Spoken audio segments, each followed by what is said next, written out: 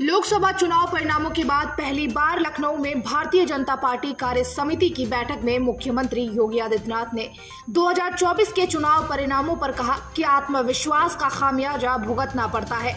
लोकसभा चुनाव के बाद पहली बार कार्य समिति की बैठक में सीएम योगी ने सभी का अभिनंदन करते हुए अपना भाषण शुरू किया।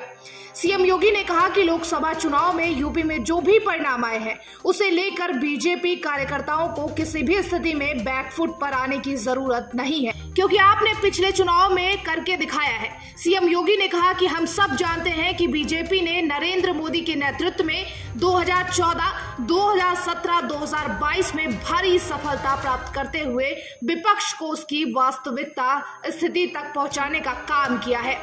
कोई संदेह नहीं है, 2014, 2017, 2022 में जितना मत प्रतिशत बीजेपी के पक्ष में था, 2024 में भी सभी कार्यकर्ताओं के प्रयास से उतना मत प्रतिशत पाने में बीजेपी सफल रही है।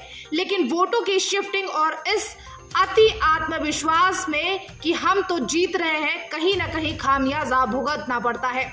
सीएम योगी ने कार्यकर्ताओं का मनोबल बढ़ाते हुए कहा कि नगर निकाय चुनाव में 17 की 17 सीटें बीजेपी ने जीती थी।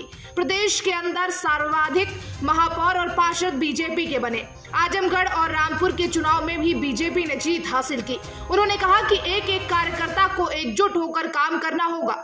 यूपी जो छठी अर्थव्यवस्था थी, अब देश की दूसरी अर्थव्यवस्था बन गई है। सीएम योगी ने कहा 2014, 2017, 2022 की तरह जीत का मोमेंट बना रहना चाहिए और 2027 में भी बीजेपी बड़ी जीत हासिल करेगी। मुख्यमंत्री योगी आदित्यनाथ ने कहा कि याद कीजिए, मुहर्रम के समय में सड़कें खाली हो जाया करती थी। आज मुहर्रम आयोजित हो रहा है, इसका पता भी नहीं लग रहा है। ताजिया के नाम पर घर तोड़े जाते थे, पीपल के पेड़ काटे जाते थे, सड़कों के तार हटाए जाते थे। आज कहा जाता है कि किसी गरीब की झोपड़ी नहीं टूटेगी।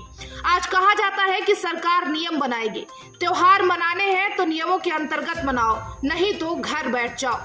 Bureau report, TV7 Bharat.